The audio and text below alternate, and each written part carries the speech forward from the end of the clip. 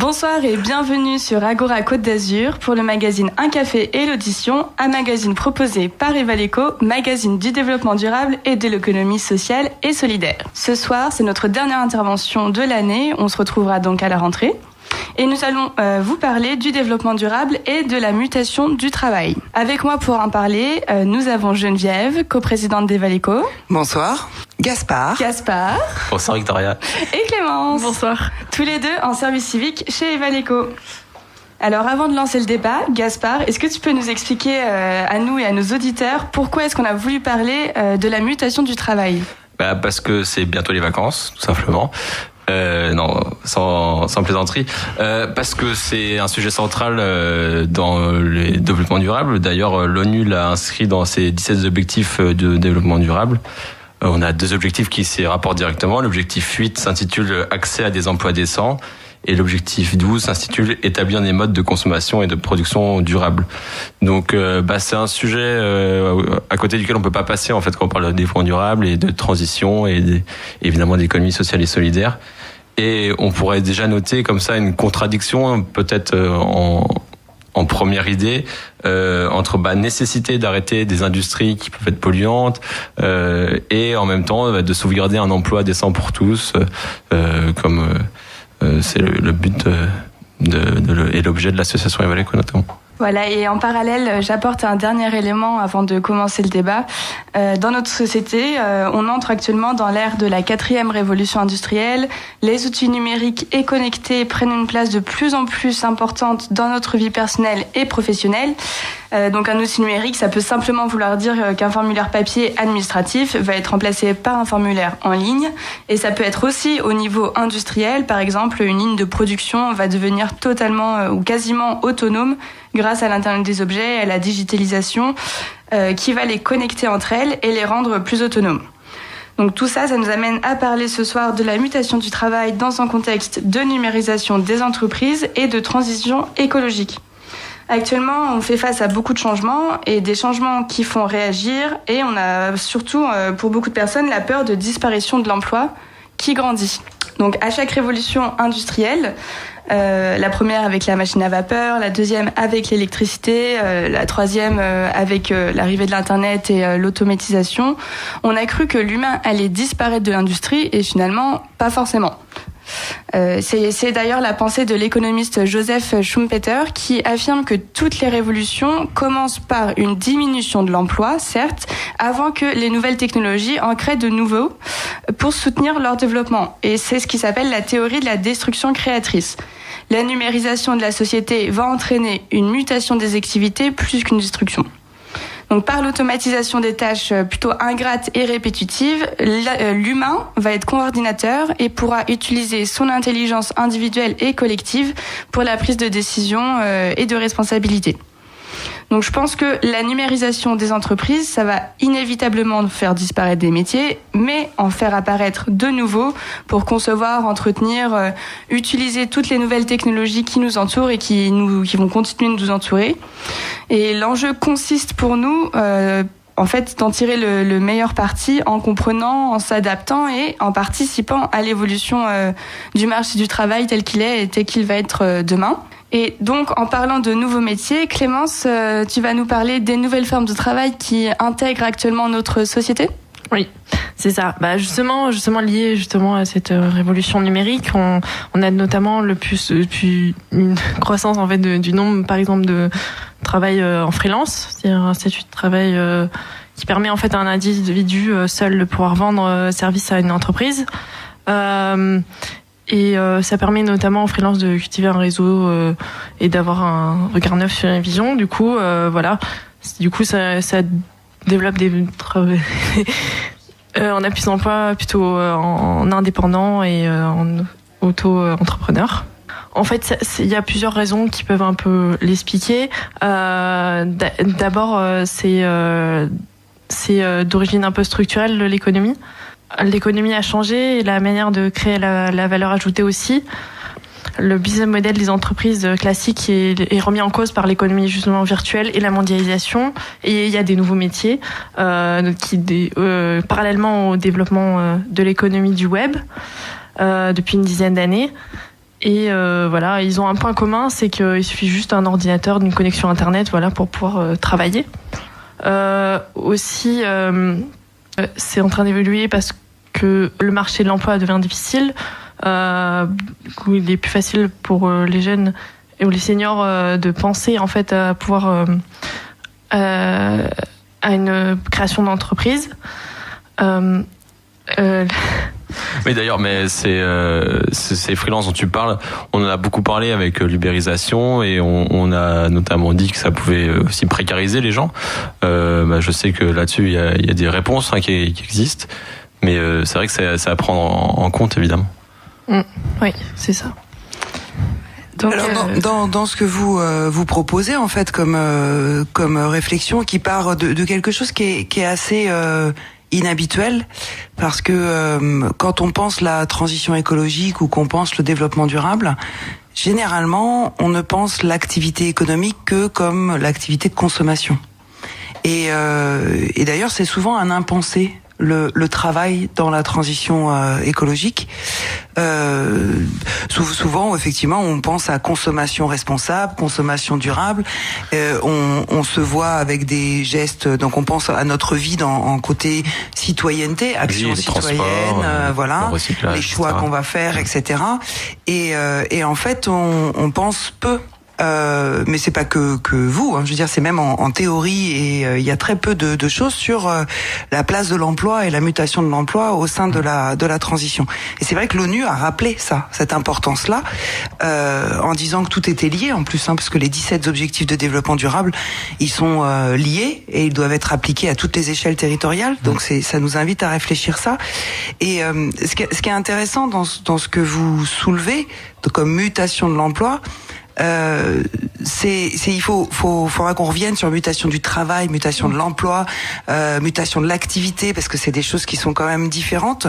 Et dans ce que tu parles, il y a quand même des choses différentes, Clémence. Et le lien avec le numérique, ça nous invite à parler de quelque chose que Evaleco développe depuis quand même maintenant 2 ans, qui est comment on peut réfléchir le dialogue entre les deux transitions, entre la transition écologique et la transition numérique. Parce que les deux sont liés, parce que les deux font référence au même type de compétences que l'on doit mettre en œuvre dans les activités. Mais d'abord, on va passer une petite page musicale. Exactement, une petite pause musicale en écoutant La Terre est ronde d'Orelsan. Bienvenue pour ceux qui nous rejoignent sur Agora Côte d'Azur pour votre magazine Un Café et l'Audition, présenté par l'association Evaleco.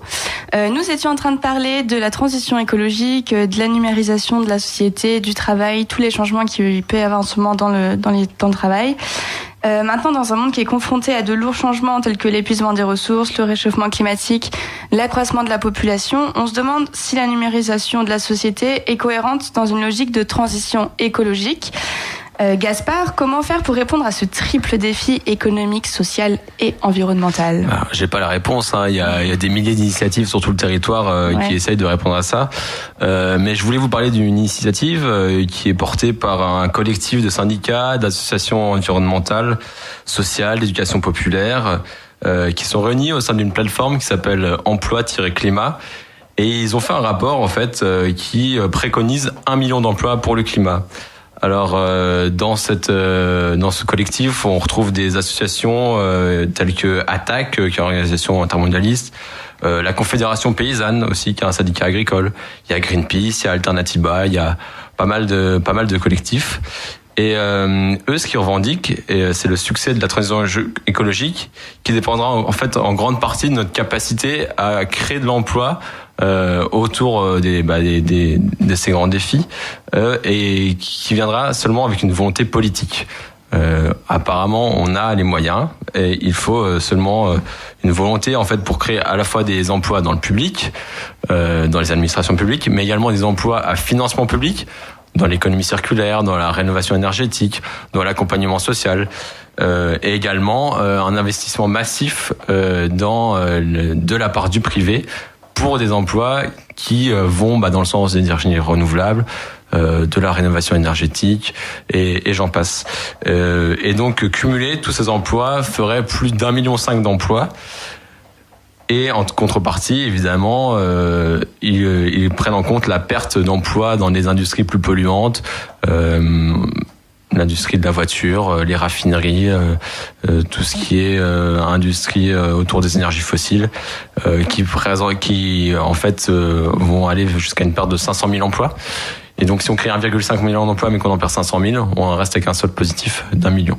Donc voilà une initiative. Donc, je vous invite à aller voir sur emploi-climat.fr pour plus de ressources là-dessus. Mais on peut accéder. Oui, enfin, ce que tu soulèves, c'est très intéressant là aussi, Gaspard, parce que ce que tu soulèves effectivement, c'est une question de volonté politique. Or, on n'a pas des signaux très forts d'une volonté politique allant dans ce sens. Et surtout au cœur de la transition écologique, qui est une transition autour de la relation entre l'homme et la nature, il y a la question de la place de l'humain. Et dans un monde économique actuel qui considère l'homme et le travail de l'homme que comme un coût, ça pose quand même beaucoup de questions par rapport à cette transition, parce que cette transition, elle nécessite pas uniquement d'imaginer de nouveaux emplois. En fait, d'imaginer des nouveaux emplois qui reprendraient les mêmes formes que ce qu'on connaît aujourd'hui. Elle nécessite d'inventer de nouvelles formes d'emploi. Et déjà, elle nécessite de changer nos représentations sur ce que c'est que le travail et l'emploi. Parce que tant qu'on considère que le travail est un coût, est une charge, qu'on parle des charges sociales, qu'on parle du coût du travail, etc., on n'a rien compris et on n'est pas dans la voie de remettre l'homme au cœur de la réflexion. En fait, ce qu'il faut remettre à sa place, c'est l'économie tout entière. C'est ça que se pose la question que vous posez ce soir. Il faut reconnaître que l'homme, d'abord la société humaine, n'est qu'une partie de ce qui nous entoure et de l'environnement, de la nature, et qu'à l'intérieur de cette société humaine, il y a un outil que les hommes se sont créés, qui est l'économie. Mais si on met l'économie en premier, on en arrive à une situation où on a besoin d'esclaves modernes. Le capitalisme a toujours fonctionné sur l'esclavage. Il a besoin d'esclaves. Il a eu besoin d'esclaves au moment de la traite négrière pour démarrer. Et aujourd'hui, il a toujours besoin d'esclaves qui sont des gens qui vont être déconsidérés parce que considérés comme étant une charge. Et c'est cette représentation de l'économie qui doit être changée.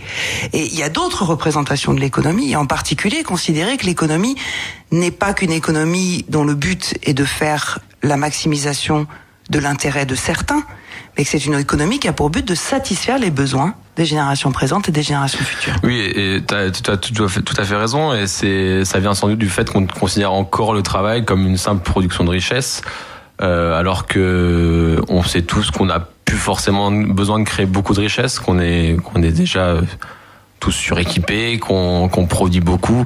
Et en fait, ce qui est intéressant dans ce que tu dis, c'est déjà, oui, il faut changer de représentation du travail pour que tout le monde ait un emploi décent, et en même temps ça confirme le truc on n'a plus besoin de produire autant de richesses, on n'a plus besoin d'avoir autant d'énergie à notre disposition, on a de gaspiller autant.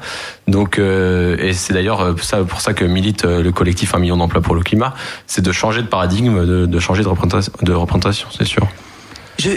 En fait, ce qui m'étonne, c'est que cette initiative s'appelle 1 million d'emplois.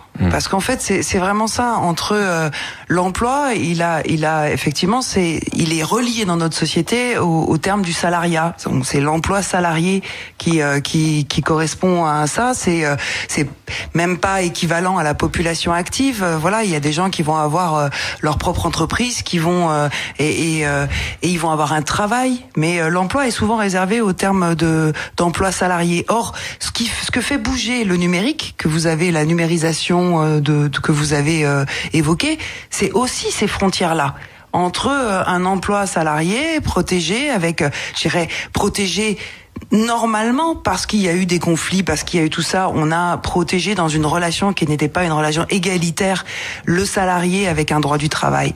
Et là, ce qu'on voit, c'est qu'on voit, en fait, on rééclate tous ces schémas-là, et il faut qu'on se réinterroge sur plutôt quelle forme de travail et d'activité décente et permettant de subvenir à ses besoins est concordant et correspond à la transition écologique. De retour sur Agora Côte d'Azur pour votre magazine Un Café et l'audition, présenté par l'association Evaleco. Nous étions donc en train de parler de la fracture numérique, de la représentation du travail qui doit changer. Et pour revenir sur les objectifs de développement durable de l'ONU, Pour reciter l'objectif numéro 8 concernant un emploi décent. Mais qu'est-ce que c'est en fait un emploi décent ? Alors ça c'est vraiment voilà, c'est vraiment la question et auquel chacune des sociétés auxquelles on appartient doit se poser la question. Et effectivement, ça fait partie des choix de société de définir ce que c'est que décent. Ce qui est important, avant que Gaspard puisse exprimer ce que lui ressent par rapport à cette notion de décent, c'est vraiment de faire la différence entre activité, pour moi, emploi et travail. Et dans l'ordre, je dirais activité, travail et emploi. Les activités, c'est tout ce qu'on fait dans un tas de sphères, qu'elles soient la sphère sociale, la sphère politique, la sphère économique aussi. On peut avoir des activités familiales, amicales, artistiques, pour des loisirs, voilà. Il y a plein de choses comme ça. Et ça, c'est nos activités. Puis certaines de nos activités, on en consacre une partie à des activités qui ont pour but de satisfaire nos besoins. Et plutôt nos besoins, je dirais, matériels, qui ont le sens de subvenir en fait à ces besoins, c'est l'expression qu'on a.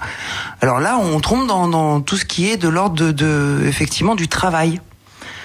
Pour satisfaire les besoins des hommes, on peut avoir un travail salarié, et là on va parler souvent d'emploi. On peut avoir un travail bénévole.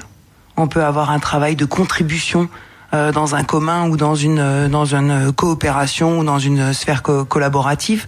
Donc il y a plein de manières en fait de faire ce travail. Et l'emploi, c'est un tout petit bout. Et c'est dans l'emploi qu'on a focalisé tout, notre représentation en fait de notre activité économique, de la partie économique de notre activité. Et du coup, pour revenir à ce qu'on disait tout à l'heure, quand je parle de déconstruction, il faut réélargir notre point de vue, réélargir notre vision sur l'économie, réélargir notre vision sur notre activité économique. Effectivement, ça s'appelle un travail, mais c'est pas forcément qu'un emploi. Il y a plein d'autres choses. Ouais, tout à fait. Mais donc, si on parle d'emploi décent, tu l'as dit, un emploi, ça peut être simplement déjà pour satisfaire des fins matérielles.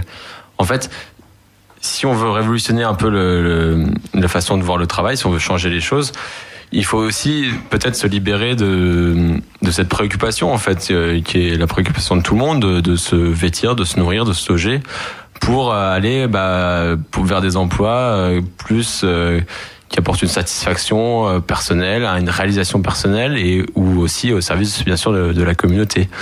De toute façon, avec la robotisation, l'automatisation, on va avoir de moins en moins d'emplois manufacturiers.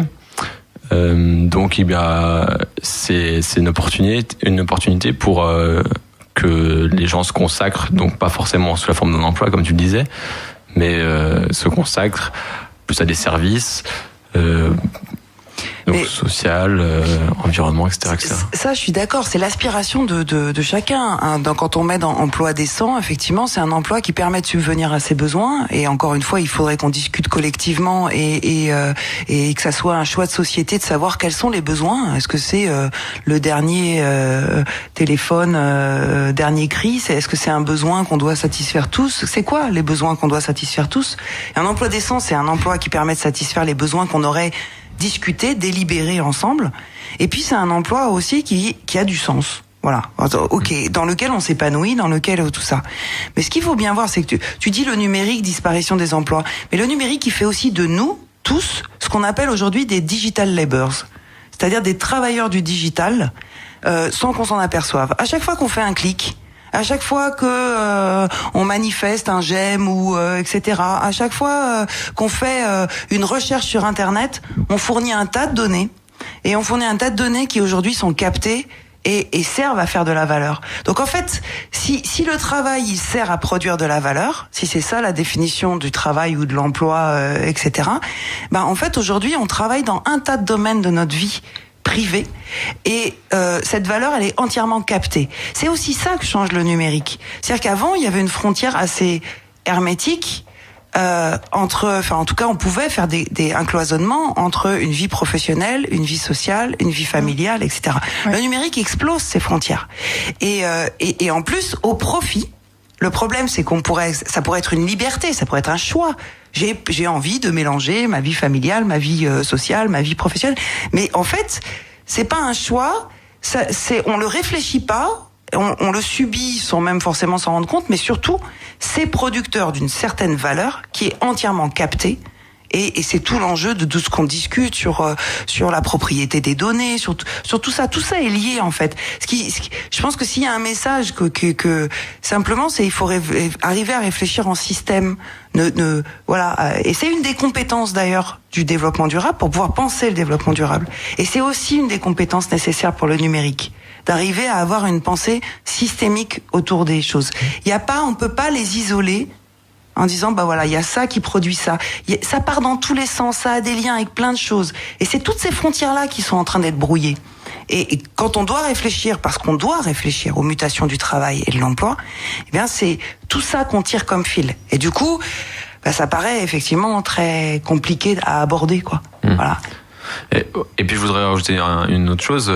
Donc, on parle de mutation du travail, donc, à cause du numérique. Et il y a aussi la mutation qui est engendrée nécessairement par le changement climatique, par la transition écologique, parce que on va pas pouvoir garder des emplois, je le disais en début d'émission, dans les raffineries, dans les centrales à charbon, etc.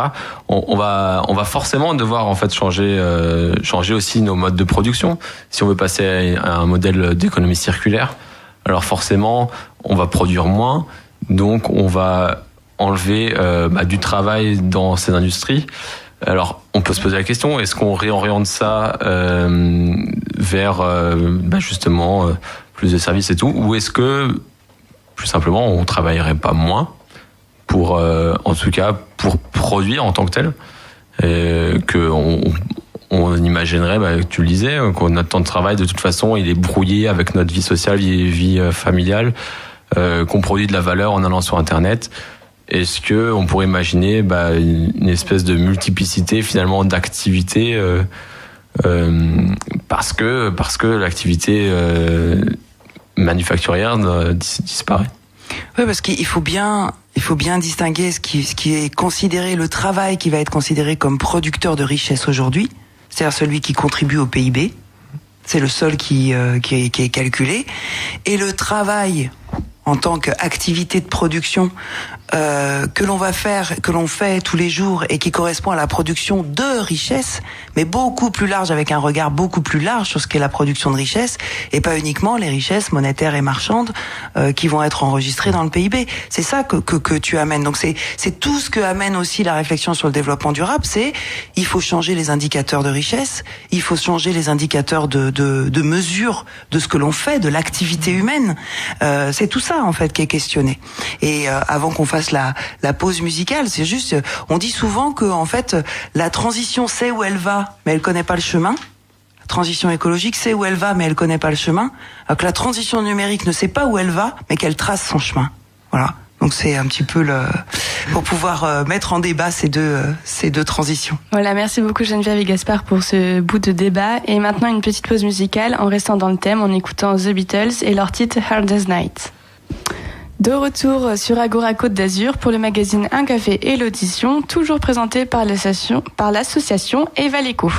Donc, pour revenir un peu sur ce que tu disais Clémence tout à l'heure par rapport aux personnes qui sont poussées à créer leur propre activité avec la transformation du travail, est-ce qu'on pourrait peut-être revenir un petit peu sur cette idée ? Oui, parce que c'est vrai que il y a la question effectivement du poids du chômage, de la représentation aussi du chômage dans la société, des difficultés de plus en plus importantes d'une partie de plus en plus importante de la population à subvenir à leurs besoins, parce que c'est quand même une réalité aussi. La pauvreté ne recule pas, loin de là, les inégalités ne reculent pas, loin de là. Et effectivement, il y a toute une partie de la population active, c'est-à-dire en âge de travailler et qui désire travailler, etc., qui sont poussés à des créations d'emplois. Et dans une logique aussi très entrepreneur de soi-même. C'est-à-dire, et ça fait partie de l'idéologie, hein, c'est une idéologie, le néolibéralisme, le libéralisme financier est une idéologie. Donc ça fait partie de cette idéologie de dire l'individu seul, isolé, doit se débrouiller. Si on met l'économie au-dessus de tout, et on en vient à ne plus voir que l'individu seul n'existe pas. Que en fait, nous ne sommes pas des individus, Ça, c'est l'économie qui nous dit qu'on est des individus. On est des personnes. Et une personne, c'est beaucoup plus complexe qu'un individu. Une personne, ça a des relations sociales, ça a des relations amicales, ça a des relations conflictuelles, ça, etc., etc. Ça a une histoire, c'est inscrit dans un territoire, ça, dans l'histoire de ce territoire. Enfin, bon, voilà, plein de choses différentes. Et puis une personne, ça a un sentiment de responsabilité, ça a une éthique, ça peut faire des choix non pas simplement par calcul rationnel et maximisation de son intérêt, ça peut faire des calculs par rapport à de l'altruisme, ça peut faire des choix par rapport à l'altruisme, ça peut avoir envie d'aider sans attendre en retour un don réciproque exactement. Enfin, voilà. Et ça, c'est inenvisageable par l'économie actuelle. Et donc, ça nous amène à ça, effectivement. Aujourd'hui, il y a des gens qui sont poussés à créer leur propre emploi sous forme d'auto-entrepreneurs, de freelance, Clémence nous disait, de tout ça. Mais est-ce que c'est un choix réel, une liberté réelle qui leur a été offerte, ou alors est-ce que c'est quelque chose qui est une contrainte que fait peser une société avec une idéologie libérale qui dit tu dois te débrouiller par toi-même, etc. Et tous les discours qu'on entend et qu'on sent monter là sur tout ce qui va être tout ce qui est les aides sociales et tout ça et qui reviennent sur le tapis. Donc la création d'emplois subis, ça pose ça. Mais après on a vu les dérives. On a vu aussi plein de dérives avec les plateformes. Tu nous parlais effectivement de Uber et le numérique en plus engendre ce type de dérive derrière dans ces emplois. On parle de l'ubérisation de la société, c'est ça, hein. C'est des emplois où chacun est journalier en fait. On revient au 19e siècle. On est journalier, on se loue à la journée. C'était la définition du journalier au 19e siècle, quoi. Donc c'est tout ça que ça questionne. Mais il y a des solutions quand même, il y a des choses qui sont testées et voilà. Bah oui, parce que en fait, dans tous ces travailleurs dont on parlait en début d'émission avec Clémence en freelance, on a toutes les possibilités. On a les gens qui font ça vraiment par intérêt, et puis comme tu le disais, les gens qui peut-être plus c'est plus subi. On sait tous que par exemple, Uber a plus eu un effet négatif sur l'emploi en France qu'un effet positif. Certes, des gens ont pu retrouver un emploi de manière subie, parce que c'est jamais très drôle forcément d'emmener des gens aux quatre coins d'une ville dans son propre véhicule qu'on a loué, qu'on achète, et de travailler 16 heures par jour.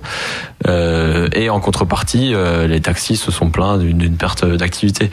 Et donc forcément, ça pose cette question de l'individualisme. Mais il y a des solutions, il y a des coopératives. Par exemple, tu en parlais tout à l'heure, ces coopératives qui permettent aux coursiers de se regrouper et d'être leur de posséder le moyen de production. Les moyens de production essentiels de ces services-là, c'était le moyen de production numérique, c'est la plateforme. Et effectivement, aujourd'hui, il y a tout un mouvement mondial des plateformes coopérativistes, c'est-à-dire en coopérative, et qui réfléchissent à tout ce qui est justement cette question du sens, de la rémunération, de la contribution au travail collectif qui est produit par la plateforme, etc. Et c'est donc, il y a des choses qui s'inventent par rapport à ça. Le problème, c'est que le système dominant actuel a tendance à les invisibiliser, à les mettre à la marge, parce que montrer que ça existe et montrer que ça marche, c'est aussi une remise en cause des choses. Donc il y a aussi ça qui est à prendre en compte. Et ce que je trouve très intéressant là-dedans, c'est le côté responsabilisant en fait d'être dans une coopérative en tant que personne et pas individu ou salarié d'une entreprise. Et c'est peut-être là où est la force justement de ces coopératives, ces communs. Oui, coopérative, commun, voilà, économie solidaire, ce sont les formes d'économie de la transition écologique, et on vous invite à venir les découvrir. Et je repasse la parole à Victoria qui a des choses à nous annoncer. Ouais, voilà, on va clore le débat avant de vous quitter. Mais avant de vous quitter, on va vous informer que mercredi prochain, donc le mercredi 20 juin, l'après-midi, au 23 route de la Marigarde, donc dans les locaux d'Evaleco, qui se trouve juste à côté du magasin Aldi. Evaleco co-organise avec les petits débrouillards une après-midi d'ateliers pour les grands, pour les petits, pour vraiment tous les âges, ouverts à toutes et à tous. Des ateliers autour des sciences et de la transition écologique. Et suite à cet après-midi, du coup, avec les petits débrouillards, on organise un café des sciences de 18 à 20h autour de la radioactivité. Et au passage, c'est le dernier événement d'Evaleco dans ces locaux parce qu'on va déménager. Donc on vous invite à ce propos à visiter la page Facebook d'Evaleco ou de Tetris pour prendre connaissance de l'appel à manifestation d'intérêt. Je précise que lors de ces après-midi, le Fab Lab donc d'Evaleco sera ouvert avec des ateliers organisés dans le Fab Lab. Donc pour tous les gens qui seraient curieux de découvrir ce que c'est un Fab Lab coopératif, c'est aussi le bon moment. Voilà. Super. Voilà, et venir découvrir donc sur place au sein d'une coopérative donc certaines de ces formes d'économie de la transition dont on a parlé. Et donc effectivement sur le Facebook d'Evaleco et le Facebook de Tetris, vous retrouvez cet appel à manifestation d'intérêt pour éventuellement rejoindre la dynamique qui est en cours sur cette économie de la transition. Voilà. Sur le Pays de Grasse quand même. Voilà, merci à tous d'avoir suivi cette émission proposée par Evaleco, association d'éducation populaire au développement durable et de transition écologique. Merci aux participants Geneviève, Gaspard et Clémence. Et merci Victoria. Merci Agora Côte d'Azur. Et merci à vous tous encore une fois de nous avoir suivis toute cette saison. Et on se retrouve à la rentrée. Au revoir. Au revoir. Au revoir.